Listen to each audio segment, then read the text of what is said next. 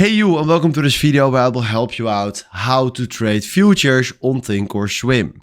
If you want to do this, we go right here to setup and then open setup wizard. And then right here, we select futures.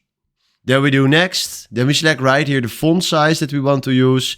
Also the spacing, and then select right here the color theme. So let's do the black theme. That one is nice. Then we do next. Then you can follow right here some nice tutorials if you want to do that. And we don't want to do that right now. So we click right here on get started.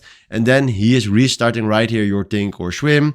And boom, there we are. Now we can trade futures right here. We're filling in right here the quantity and then click right here on buy. Then you see right here your order. Confirm and send. And now we have a position. So this is how you can trade futures right here in ThinkorSwim. Hopefully this was exactly the video where I was looking for. Thanks for watching and have a wonderful day. Ciao.